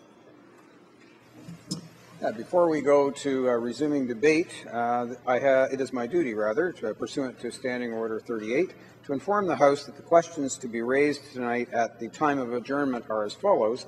The Honourable Member for Edmonton Strathcona in respect to the environment, the Honourable Member for Lac St. Louis in regard to health, and the Honourable Member for Algoma, Manitoulin, Kapuskasing in regards to public safety. Resuming debate, the Honourable Member for Malpeque. Thank you, Mr. Speaker, and I do welcome the opportunity to speak on Bill C42, an act to amend the Firearms Act and the Criminal Code, and to make related amendments, make a related amendment and a consequential amendment to other acts. As it states in the bill, the short title, it could be called the Common Sense Firearms Licensing Act. Mr. Speaker, when this government is calling something common sense, as you would well know, Mr. Speaker, when they say common sense, it's time for all of us to look at the fine print. And that's what we're going to do. So, Mr. Speaker, I'm pleased to lay out today the position of the Liberal Party on this bill moving to committee. First and foremost, as we know, and I said in the question earlier, the bill is coming forward disguised as a law and order bill, but really is designed to try and reignite the support among those in the pro-gun community for the Conservative base in the Conservative Party. And as such, as we have already heard, government MPs will try and allege, and we heard it from the Parliamentary Secretary to the Minister of Agriculture earlier, that the Liberal Party would bring back that gun registry. Not true. To say so on the part of any speaker, to say so on the part of any speaker from the Conservative camp would be an absolute lie, Mr. Speaker. Right. The leader of the Liberal Party previously and again today has made it clear, made it absolutely clear, to quote the leader, we will, quote, we will not bring back a gun registry, end of quote. It was stated in the past, it was stated in today at a scrum following a scrum with the media following caucus meeting today. Let me repeat, there seems to be a lot of yelling opposite by government members. They may not like to hear the fact, Mr. Speaker, but the fact of the matter is the Liberal Party stands and the leader has committed. We will, as a Liberal Party, and the Liberal leader, will not bring back a gun registry, end of quote. So, to play the gun registry card in Conservative propaganda and in fundraising on the part of the Conservatives would be, as I said earlier, an absolute abrogation of the truth. Indeed, it would be a lie. And so anybody who stands up in this House and says that the Liberal Party is going to bring back the gun registry is lying. And get that straight, Mr. Speaker. So let me turn, Mr. Speaker, to Bill C42 as proposed. Simply put, there are good points that are helpful to those who use guns in this country. And there are troublesome policy and legislative amendments which will put public safety in Canada at risk. Possibly and definitely, I believe, will make Canadian streets less safe as a result of some of those proposals in Bill C42. And indeed, put lives at risk, and I would submit would put police officers' lives especially at risk. Therefore, the Liberal Party is asking the Minister and the Government that Bill C42 be split. Mr. Speaker, we call on the Minister of Public Safety to split C42. We can support these measures. We can support creating a 6-month grace period at the end of the 5-year license period to stop people from immediately becoming criminalized for paperwork delays around license renewal. That is in Clause 14. We can support streamlining the licensing system by eliminating the possession-only license and converting all existing POLs to possession and acquisition licenses, or PALs. That's in Clause 11. We can support making classroom participation in firearms safety training mandatory for first-time license applicants. That's in Clause 4. And we can support amending the criminal code to strengthen the provisions related to orders prohibiting the possession of firearms where a person is convicted of an offense involving domestic violence. That's in Clause 30. And we can support authorizing firearms import information sharing when restricted and prohibited firearms are imported into Canada by businesses, and that I don't have the list of where that clause is. But, Mr. Speaker, we can support that because it only makes sense. Canada Border Service agencies, that RCMP and police forces of other jurisdictions should have that information. Therefore, the clause in short, just to sum up, Mr. Speaker, we therefore call on the Minister of Public Safety to split Bill C42. We can support several elements, as I said, the provisions streamlining license paperwork, tightening safety requirements, making it harder for people convicted of domestic offences to obtain a gun, and firearm information sharing, and extending the grace period to 6 months. Split the bill. Mr. Speaker, split it, assist lawful gun activity activists, sport shooters, farmers, and hunters immediately. And if the Minister's willing to split the bill, we should be able to accomplish passage in this House of that segment, and I think even the NDP would support some of those aspects. We should be able to accomplish some of those aspects and get the bill through by Christmas, if that is really their desire. So let me now turn, Mr. Speaker, but as we'll find out, the government really isn't interested in helping firearms law-abiding gun owners. They're really interested in creating a fight to leave the impression that we over here on this side of the House, we just don't like those gun owners, law-abiding gun owners. That's the impression they want to leave. So they put in place a bill that has some good aspects in it for the law-abiding gun community, but has a poison pill, and I submit will damage public safety in this country. So, Mr. Speaker, therefore, let me turn to those other aspects of the bill that we cannot support, because it does put public safety in this country at risk.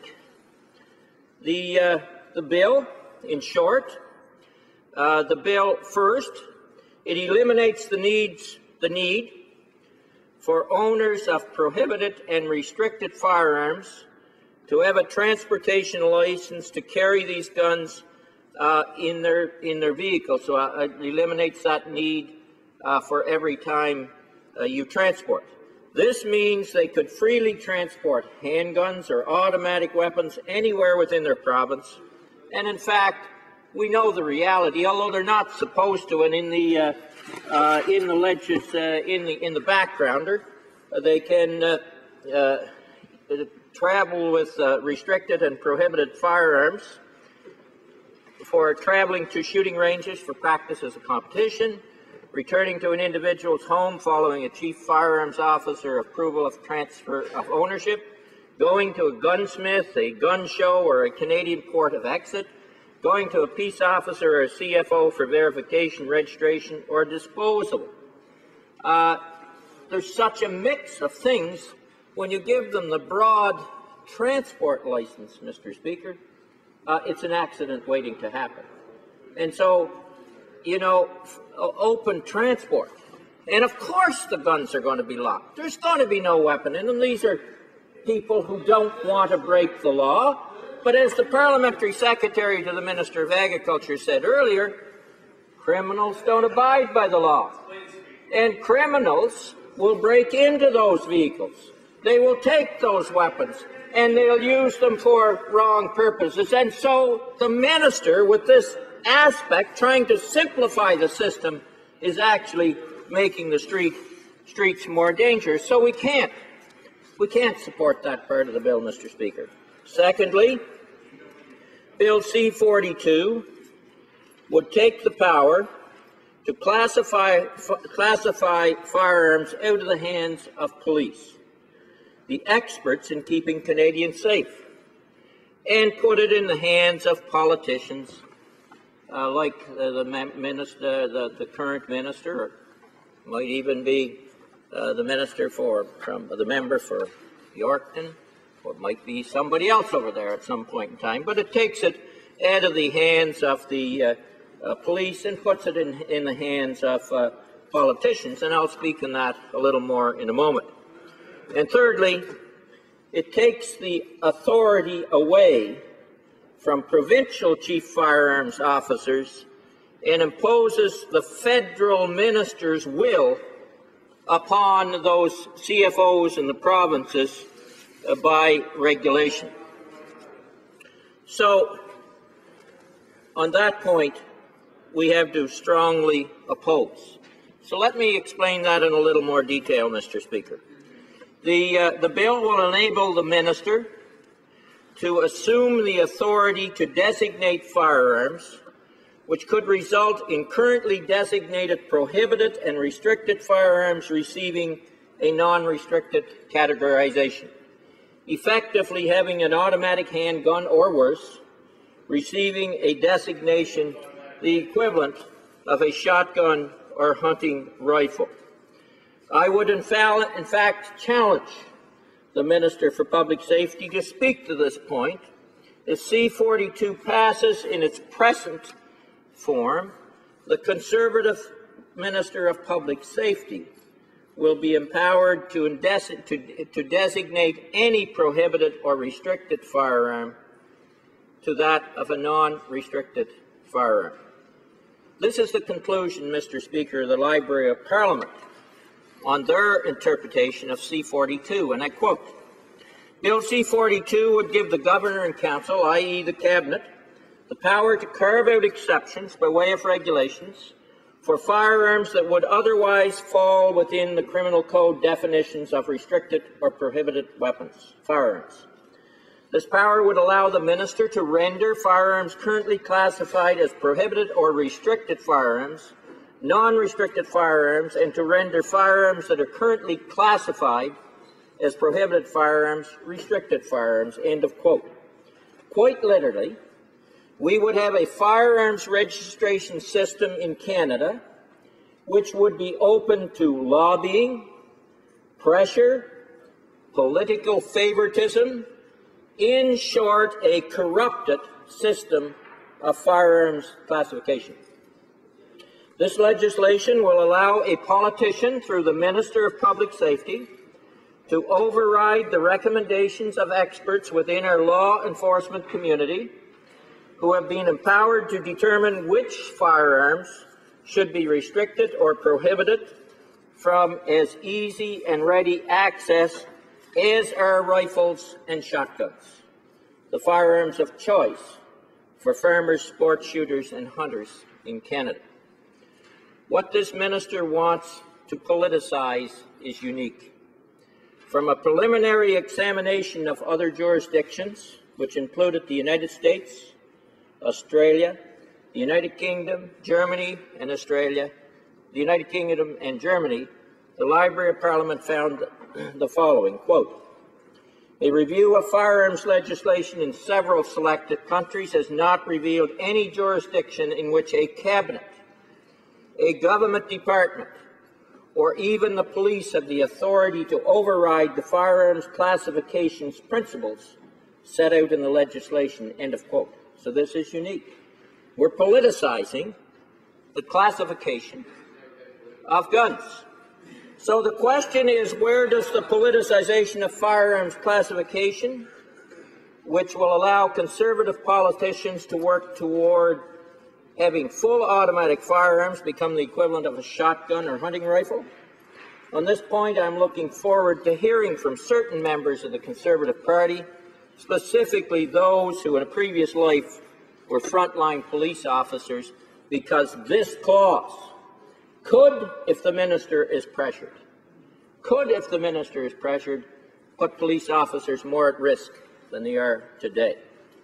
The primary motivation behind legislation which will empower politicians to classify firearms in Canada began when the RCMP did its duty.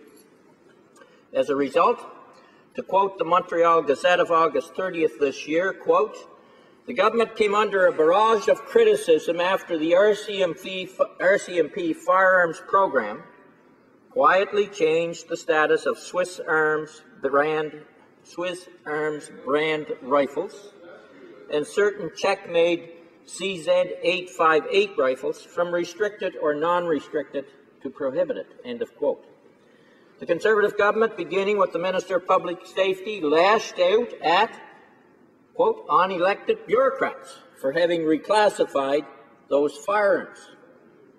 He even put a press release on the Conservative Party website as the member for Lévis-Bellechasse. He's the minister. He's the minister. He said in his press release, and I quote, "That's why," quote, on February 28th, "that's why I was troubled to learn of a decision made by unelected bureaucrats." He was informed weeks earlier by the RCMP this was going to happen. He's the minister in charge of those unelected bureaucrats.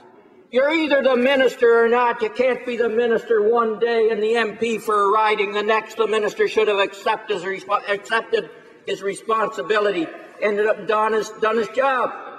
If he's got a problem with the RCMP in how they do their job, and they did their job, and he criticized them for doing their job, then he should have tried to fire maybe the commissioner of the RCMP if that's how he felt about it. But that is unbelievable that the minister would actually go that far and attack the very people that he's responsible for in order to cater to the gun lobby in Canada. And the members sit opposite here and heckle me a little bit and say that, gosh, that I might accuse them of politicizing, of facing political pressure and making decisions under political pressure. The evidence is right there. The minister caved into the gun lobby, and he knows it. And that's in part why we got this bill today. You know, Mr. Speaker, what is even more disturbing is that there are media reports that the Prime Minister himself was fully briefed on the need to reclassify these firearms in May 2013, literally 9 months prior to any public statements of reclassification. In short, this government has sent a very strong signal to our frontline police officers and first responders across Canada. If there is any interference with any firearms issue, and we can sense some kind of political advantage, we will overrule every time any decision made on your behalf, with your safety and public safety taking a back seat to their political advantage. That's the facts, Mr. Speaker. A second concern, Mr. Speaker, with this legislation is the intention of the government to undermine the work of provincial chief firearms officers in this bill. And I guess part of the reason for that, I have to ask the question, what's the reason for the government challenging or trying to overrule chief firearms officers within the province? And the reason may be that Vivian Hayward, in a Guardian article, said this. Vivian Hayward's the chief firearms officer in PEI, and she said she knows very little about the changes at the point of this article, as the province had not been consulted on the proposed federal Common Sense Firearms Licensing Act. But from what she read in media reports, Hayward said she is concerned over the proposed easing of restrictions for firearms transportation. Quote, "It's just basically one step away from the United States style of having a gun on your hip authorization to carry, which people in this country don't have," end of quote, Hayward said. So is that part of the reason why they're coming down hard on provincial chief firearms officers? So, Mr. Speaker, I see I'm running out of time, but let me conclude by saying, Mr. Speaker, there's several good points that I outlined in the bill. We can support them. We can get those aspects through by Christmas if we want to do that. Is the minister willing to split the bill? Let's deal with those issues that benefit the law-abiding gun community, and let's set the other ones aside and have a debate, because those are issues that jeopardize public safety. Thank you very much. Questions and comments. The Honourable Minister of Public Safety. Mr. Speaker, I would like to say very clearly that it's thanks to the confidence of the people of Lévis and Bellechasse that I have the privilege of serving here today, and also as Minister of Public Safety. I have two questions for the member from Malpeque. First of all, he seems to have read the bill, unlike his leader who says anything at all, but would he ask his leader to excuse himself, to apologize for having just attempted to mislead the House, saying that the bill changes the ways that guns would be transported? It doesn't change it. Will you have the courage to tell the truth, Mr. Speaker? And the second thing is, what are we doing? Well, indeed, when hundreds of honest citizens find themselves in a situation where they're treated like criminals because they possess a weapon that has been reclassified just overnight, Mr. Speaker, yes, there are measures to ensure that that doesn't happen again. But why does the former Minister of Public Safety oppose the fact that honest people should remain honest and not find themselves being treated as criminals when they didn't break the law? My goodness, did the minister not listen at all? Did the minister not listen at all? We said we support some of those aspects where they've got a 6-month clause to prevent them from being made criminals.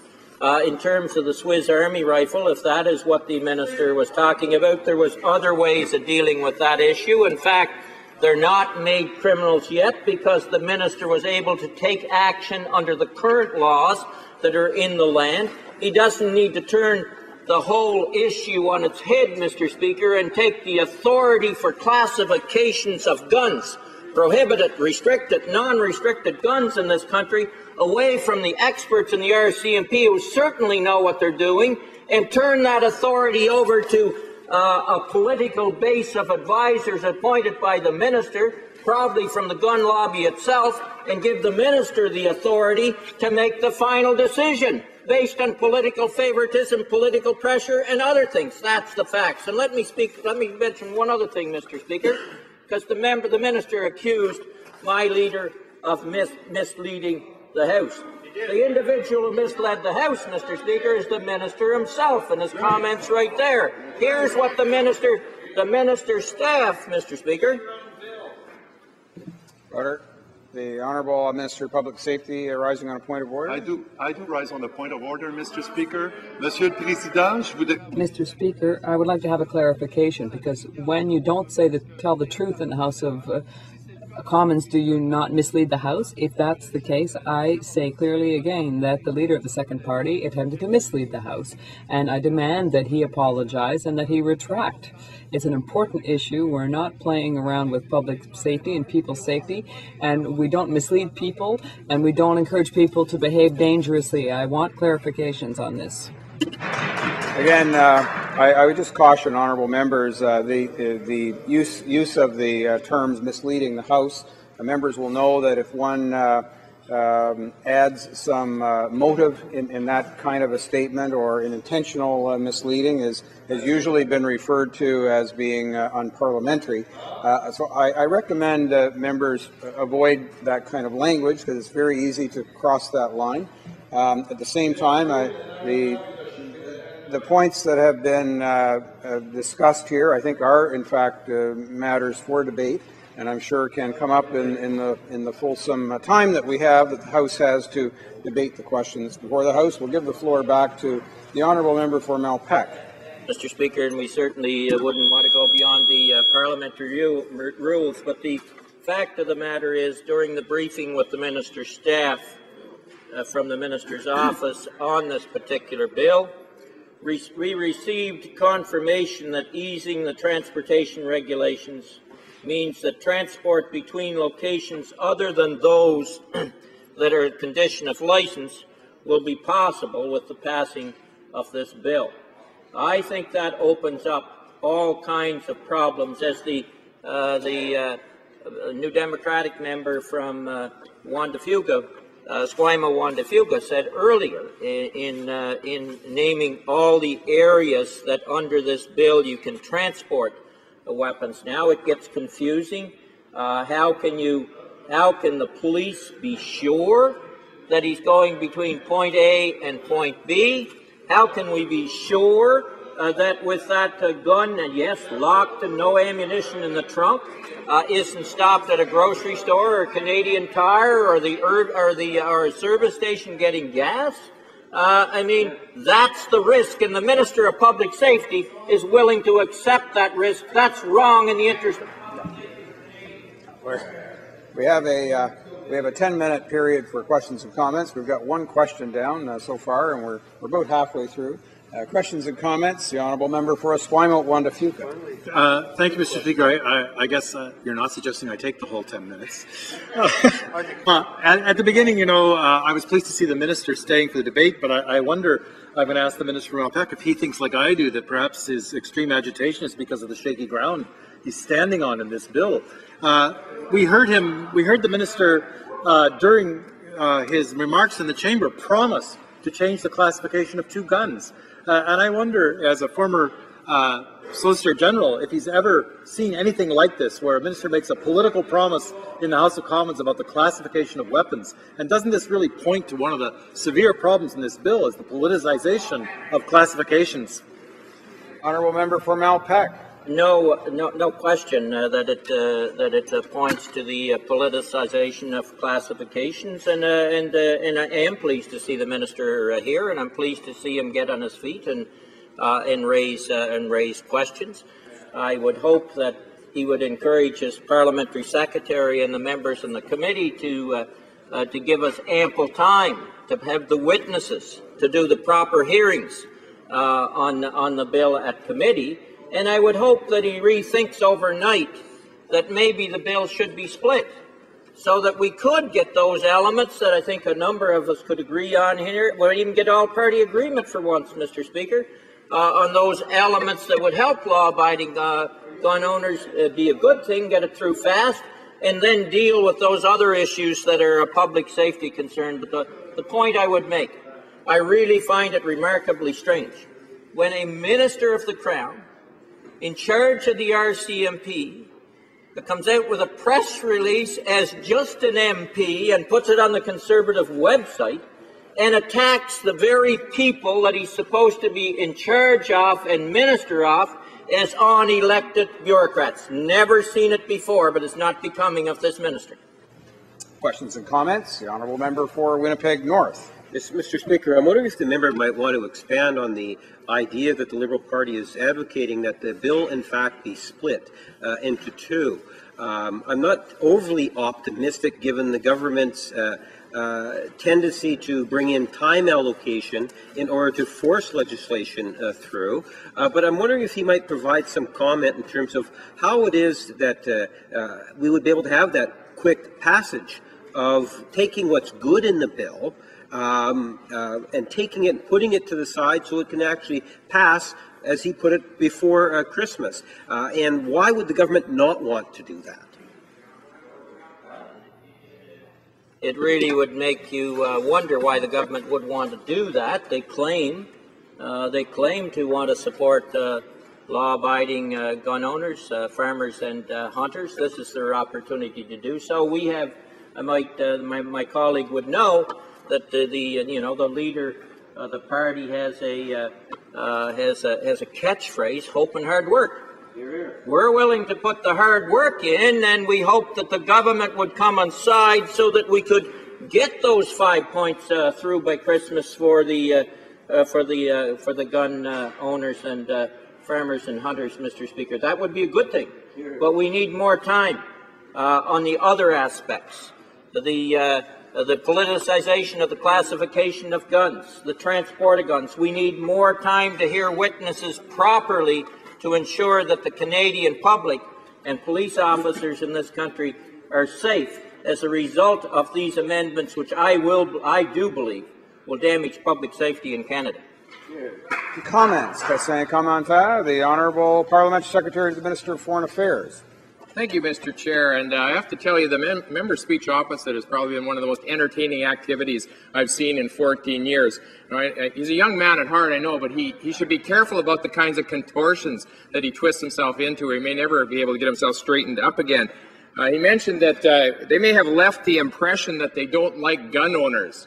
I wonder, Mr. Speaker, what could possibly have caused that impression? Perhaps the hated gun registry, or 20 years of refusing to amend it, or the refusal to ever reconsider that they might have done wrong. And now today they come here, Mr. Speaker, and they tell us that actually they don't believe in a gun registry anymore.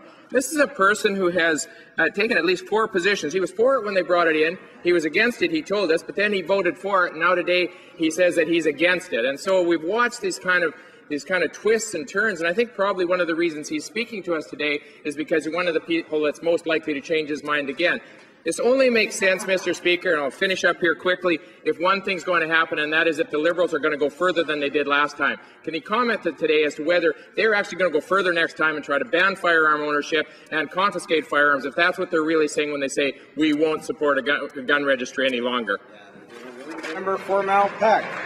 What a line we're getting from the member, Mr. Speaker, who actually is probably as much responsible as the Minister for Agriculture for destroying the Canadian Wheat Board as a marketing institution in this country, and as we know, has cost farmers a great deal of money. And now we can't get any information on that wheat board. But that be as it may, Mr. Speaker, he can try and exaggerate all the stories he likes. I'm proud to have been here for 21 years. I have listened to the public. We know where the public is at on the gun registry. We've made it clear, our leader has made it clear that we're not going to bring back the gun registry. We want to ensure Canadians are safe, and we'll do that by other means. And no, we are not interested in banning guns in this country. So the member can get on with all the exaggeration he likes. We know they're really doing this for fundraising activities and to cater to that right-wing base that used to give them money, and they need a little more from it, and that's partly what this bill is all about. We believe in public safety in this party, Mr. Speaker, and we're going to speak out in the interests of, one, law-abiding gun owners and hunters, and we would like to pass those 5 recommendations there, and on the other side we're going to speak out and ensure that there's public safety in this country and that guns are not an issue that will affect that. Before we go to resuming debate, I have the honour to inform the House that a communication has been received which is as follows. Mr. Speaker, I have the honour to inform you that the Right Honourable David Johnson, Governor-General of Canada, signified royal assent by written declaration to the bill listed in the schedule to this letter on the 26th day of November 2014 at 3:41 p.m., and that's signed by Stephen Wallace. The bill assented to today, Wednesday, November 26, 2014, an act to implement the free trade agreement between Canada and the Republic of Korea, Bill C41.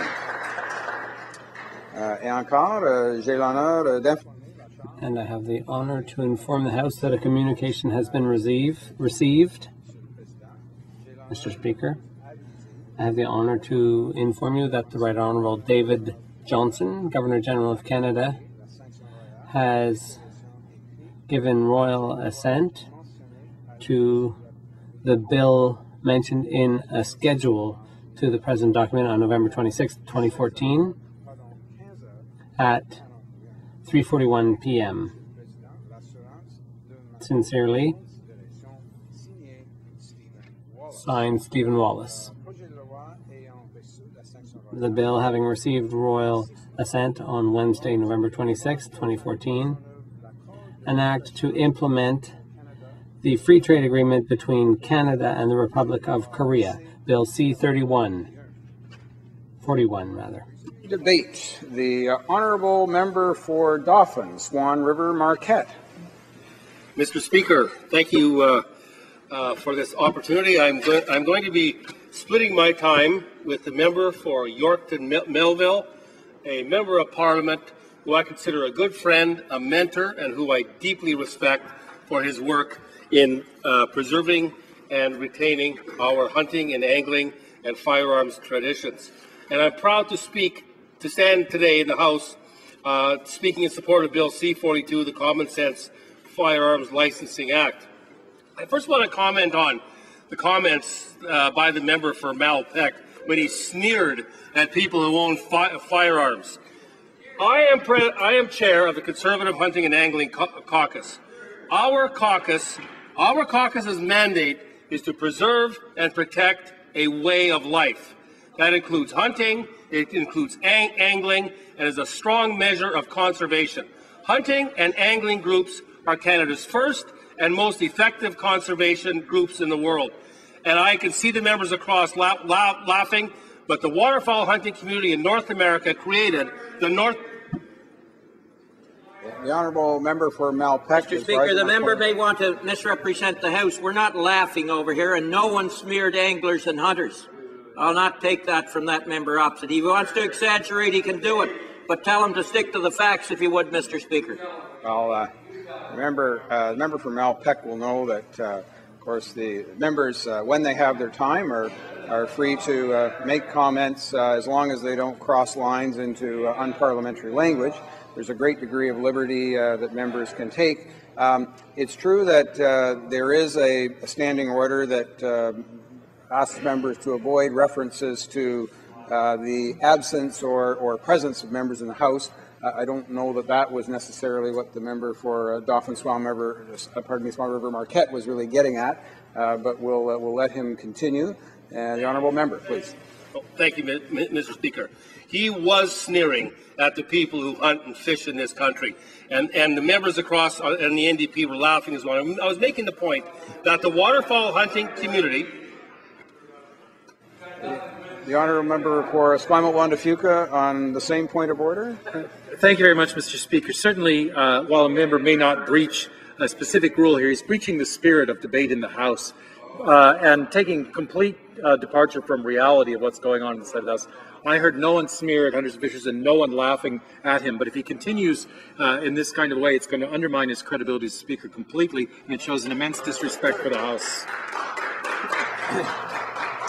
Well, again, we're back to a situation, I think, which actually underlines why the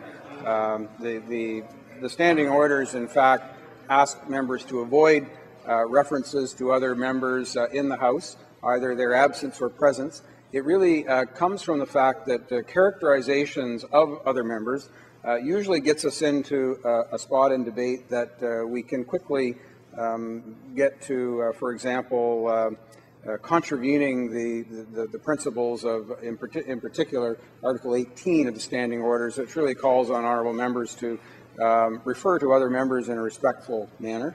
And so these kinds of characterizations are really not very helpful, and I'd ask the honourable member for Dauphin, Swan River to Marquette to be mindful of that in the course of his comments. Thank you. Mr. Speaker, the way the member from Malpeque used the word gun lobby, that's obviously intended as an insult to the people who I represent in my constituency. And the gun lobby, so-called, are mothers and daughters and fathers and sons and uncles and aunts who hunt and fish in this country and who dedicate themselves to the conservation of our fish and wildlife resources. They want to narrow the debate, and we are enlarging it.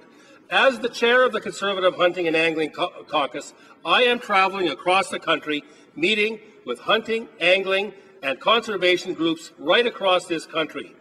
And to a group, Mr. Speaker, they are genuinely supportive of the Common Sense Firearms Licensing Act and even more supportive of the conservation measures this government has brought in, such as the National Conservation Plan. And I'm making the point, Mr. Speaker, that because firearms owners, most of them are hunters, the act of hunting generates a spirit of conservation and a caring for the earth that they are actually attacking. They don't realize it. They think it's all about the guns. It's not. It's about a way of life. And many of us view the long gun registry and the comments from the members opposite, from the members of Malpeque, those are an attack on a way of life. And I know they don't want to think it that way. They want to narrow it down to an NRA, gun lobby kind of thing. That is so far from the truth.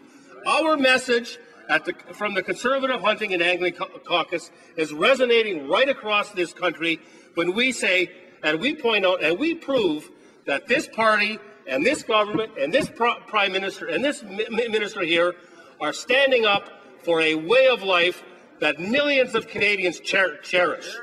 And we have the Recreational Fisheries Program, we have the National Conservation Plan, we have our National Areas Conservation Program, the Habitat Stewardship Program, and the most important program of all, the North American Waterfowl Management Plan.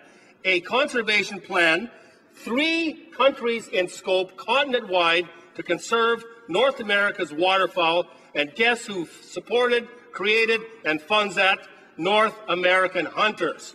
And that's what my community does, and I'm so proud of them for what they do. And they were quite right in the early days of the long gun registry to realize that this was an egregious attack on that way of life. And that's what it really is. And the members opposite can bleat all they want. So, well, it's not about the hunting and angling. We really care about public safety. No, they don't.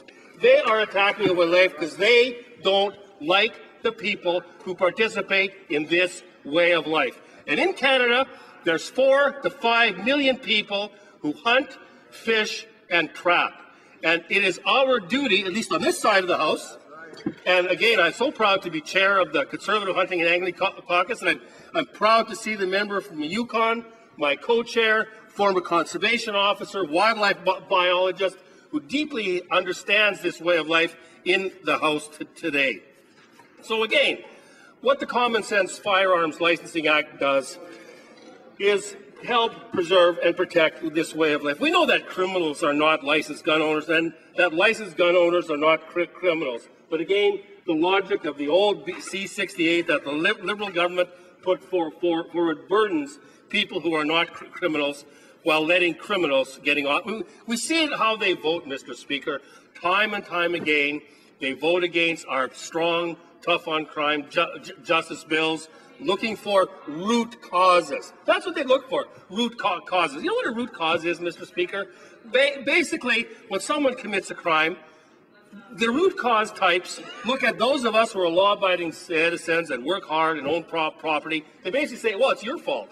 You're the person and the group who made this root cause that caused the criminal to commit the crime.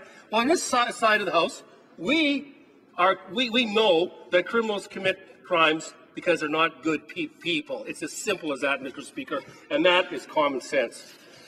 Now, again, what was really interesting what was really interesting is that when we eliminated the long gun registry, the crime rate actually fell. And in fact, the year after the registry was abolished, gun crime in Toronto decreased by over 80%. Now, Mr. Speaker, I'm not here today to claim that these two things are necessarily linked. In fact, it's precisely the opposite.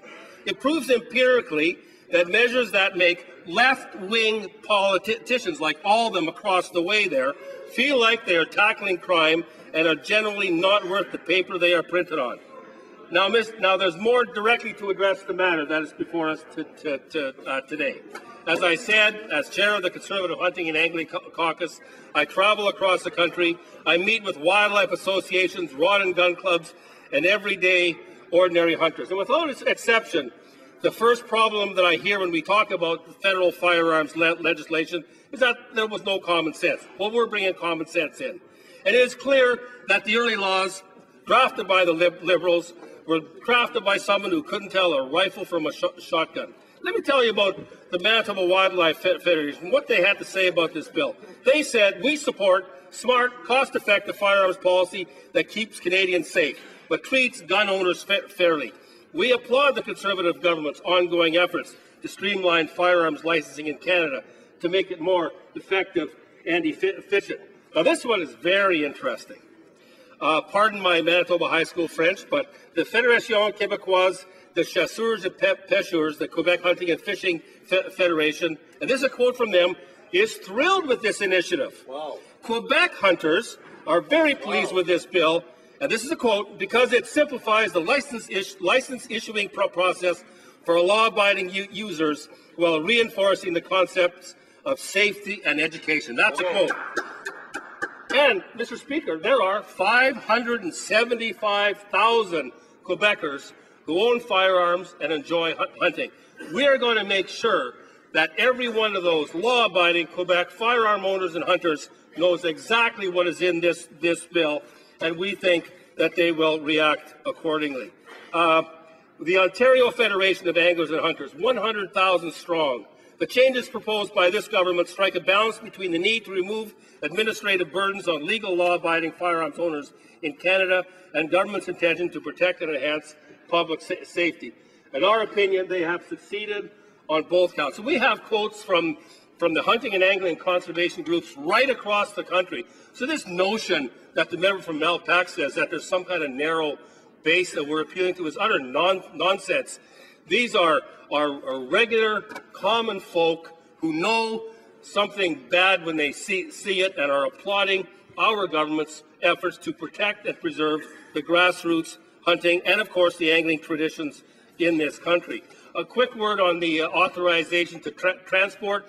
That applies only to restricted and prohibited firearms. The member opposite, the member from Malpeque, clearly doesn't understand the difference between firearms. When the reclassification happened as well, the Swiss Arms and CZ rifles were reclassified simply because of how they looked, not because of what they did. They were semi-automatic firearms, and I own semi-automatic firearms, and other people in this room do as well.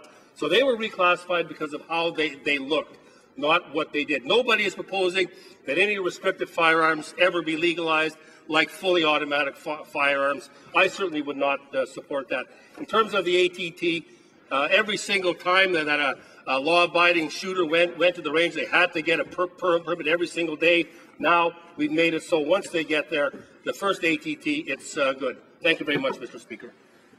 Questions and comments. The Honourable Member for Gatineau. Thank you, Mr. Speaker. Very interesting for a speech, sometimes rather odd, but Mr. Speaker, from this speech, I tend to want to say to my esteemed colleague in front of me is that C42 is anything but a tough on crime bill. Anything but.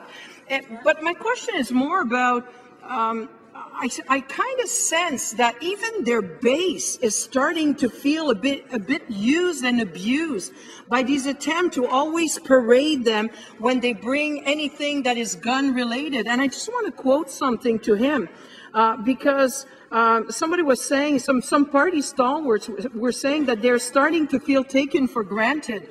And I'm quoting Dennis Young, who's a former RCMP officer, was the Reform Party's regional coordinator from Manitoba, Saskatchewan in the 90s, and then spent 13 years in Ottawa as an aide to one Conservative MP.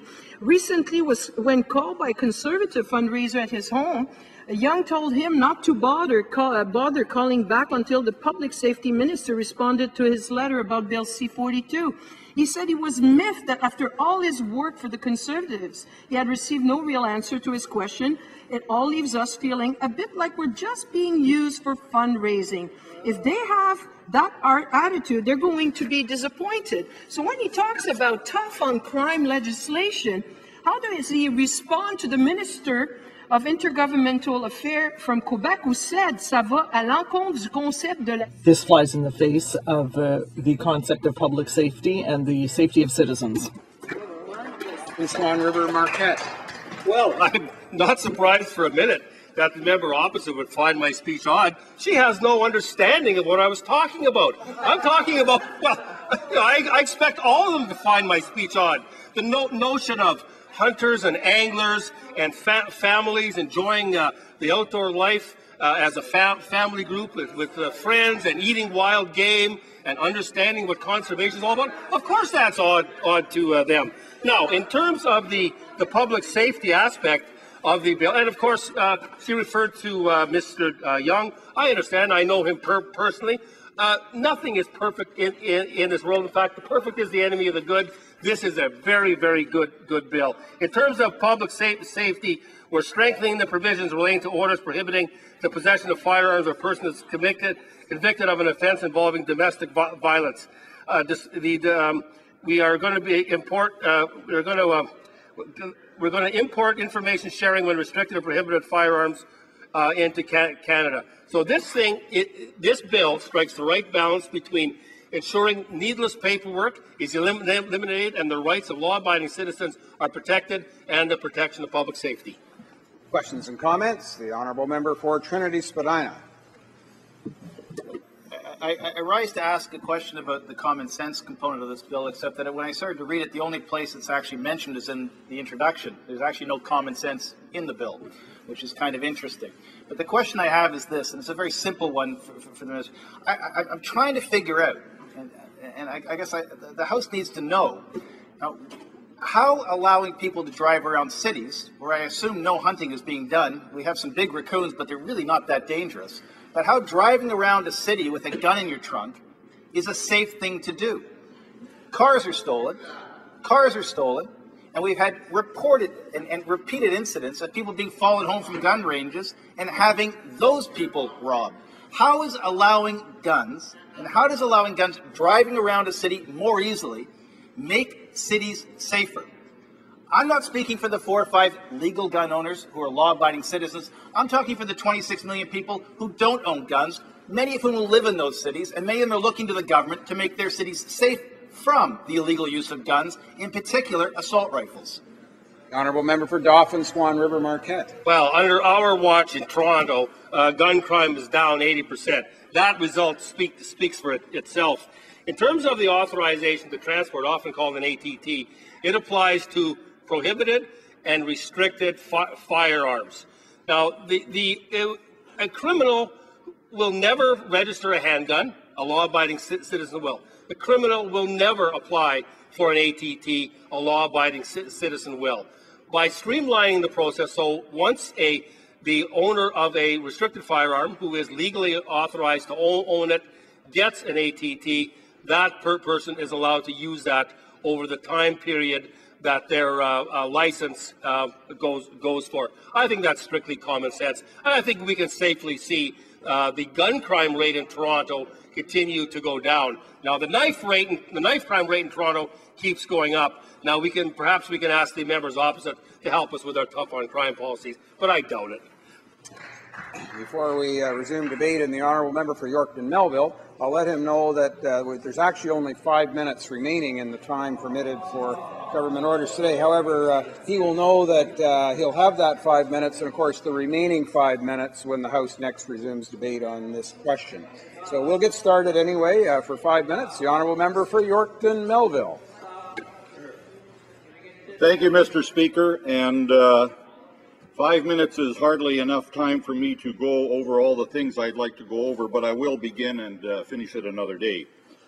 I'm really pleased to be able to rise and discuss the Common Sense Firearms Licensing Bill. I'm pleased to see the government is standing up for the rights of law-abiding Canadians who enjoy and use firearms. As you know, Mr. Speaker, I've been fighting for the rights of law-abiding hunters, farmers, and sport shooters for 2 decades now. I fought the introduction of the wasteful and ineffective long gun registry from the time it was introduced by Alan Rock under the previous Liberal government. I was proud to stand in this place 2 years ago and support and pass the Ending the Long Gun Registry Act. The gun registry was the epitome of political pretense. It pretended to protect us by reducing crime, but in fact, it did just the opposite.